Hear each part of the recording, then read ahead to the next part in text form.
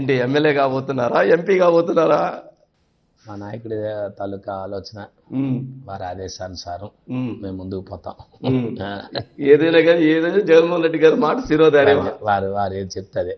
Okay, అంటే మీ ఆలోచన ఎలా ఉంది? శాసనసభ్యుడికి వెళ్తే బాగుంటుందా, ఎంపీకి వెళ్తే బాగుంటుందా? మేము ఏం చేస్తే బాగుంటుంది అనేది నిర్ణయించేది మా నాయకుడు. ఉమ్, మా నాయకుడు ఏది ఆదేశిస్తుంది ఉమ్. వారు ఏం చెప్తే ఆ కార్యక్రమం చేస్తూ ముందుకు పోతాం. అంతే, అంటే మీకు ఒక ఆలోచన ఉంటుంది కదా, అంటే ప్రజల జీవితంలో ప్రజా జీవితంలో ఉన్నారు 25 సంవత్సరాలుగా ఉన్న ప్రయాణంలో. మా ఆలోచన అనేది ఉండొచ్చు, రకరకాలైన మా ఆస్పిరేషన్స్ ఉండొచ్చు.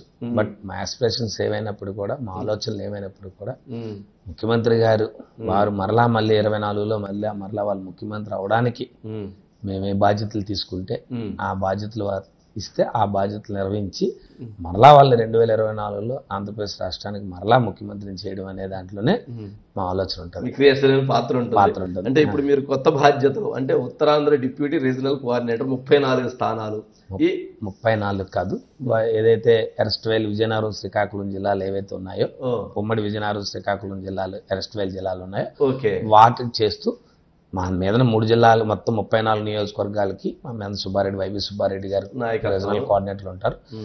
ఈ రెండింటిని వారు ఆధ్వర్యంలో వారి నాయకత్వంలో ఈ రెండు ఏదైతే 18 కాన్స్టిట్యున్సీస్ ఉన్నాయి మొత్తం టోటల్గా, ఈ 18 కాన్స్టిట్యున్సీస్ ని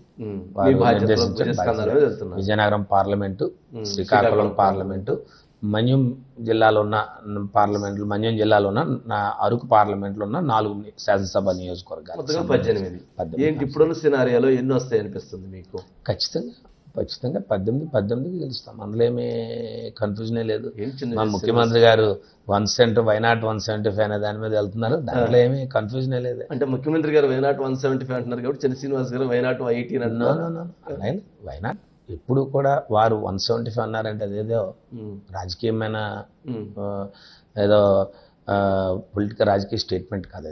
ఓకే, క్షేత్రస్థాయిలో ఈ ప్రభుత్వం తీసుకున్న నిర్ణయాలు అత్యధిక శాతాన్ని ఏదైతే ప్రజా జీవితంలో ప్రజలున్నారో వారిని ప్రభుత్వం సంతృప్తిపరిచే కార్యక్రమాలు అనేకమైన చేస్తూ పోయింది. కాబట్టి ఏదైతే సాటిస్ఫాక్షన్ రేట్ ఉంటుందో ఆ రేట్ని బట్టే ముఖ్యమంత్రి గారు కాన్ఫిడెన్స్గా చెప్పారు 170 నియోజకవర్గాలు మనం ఖచ్చితంగా గెలుస్తాం, ఎంత పరిస్థితిలో కూడా మన టార్గెట్ 175.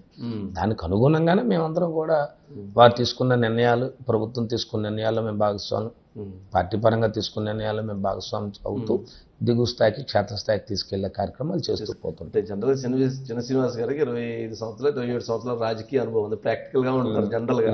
అంటే సాధ్యమైద్దా వైనాట్ 175? వైనాట్ పులివెందులు కూడా సాధ్యం కాదు, వైనాట్ 175 కూడా సాధ్యమైద్దా?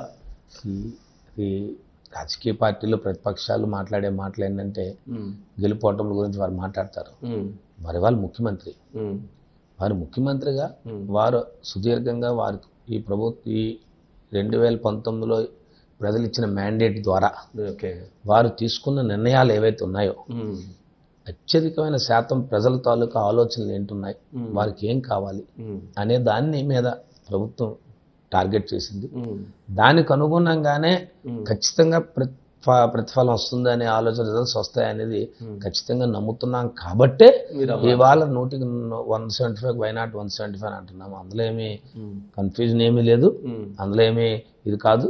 ఎందుకంటే వారు ఆ పని చేశారు కాబట్టి ఖచ్చితంగా వారు 175 రావాలన్న ఒక ఆలోచనతోనే ప్రభుత్వ పరిపాలన చేశారు. వాళ్ళు డే వన్ నుంచి వారు ముఖ్యమంత్రిగా పదవి బాధ్యత స్వీకరించిన నాటి నుంచి వారు ఇచ్చిన హామీలు నెరవేర్చడం, ఎన్నికల్లో మన ప్రతిపక్ష నేతగా వారు సుదీర్ఘమైన పాదయాత్ర చేస్తున్నప్పుడు చేసిన హామీలను అమలుపరచడం, అట్ ది సేమ్ టైం హామీలు అమలు పరుస్తూనే ఇంకా ఏవేవి అంశాలు మనం ఇంకా చేయగలుగుతాం, ఏవే అవసరాలు ఉన్నాయి, ప్రజల నుంచి వచ్చిన ఫీడ్బ్యాక్ కానీ, ప్రజాధిలో మాలాంటి వాళ్ళ తరగతి ఫీడ్బ్యాక్ కానీ, వారికి వస్తున్న ఆ ఫీడ్బ్యాక్ ద్వారా తీసుకున్న వారి ప్రభుత్వం, వారి మంత్రిమండలి ద్వారా, వారి అసెంబ్లీలో వచ్చే వారి శాసనసభ్యుల ద్వారా, సూచనల ద్వారా తీసుకున్న నిర్ణయాలన్నిటిని అమలుపరుస్తూ వారు ఖచ్చితంగా డెలివరీ చేశారు.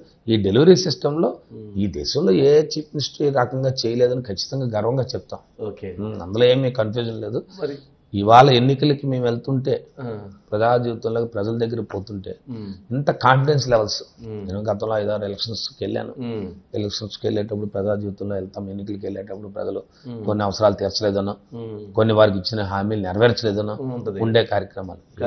ఇవాళ అలాంటిది లేకుండా చాలా కాన్ఫిడెంట్ గా మేము వెళ్తుంటే ప్రజలకు ఎందుకు మేము ఇలా వెళ్తున్నాం అంటే అది మా నాయకుడు మాకు ఇచ్చిన కాన్ఫిడెన్స్, ఆయన చేసిన డెలివరీ సిస్టమ్.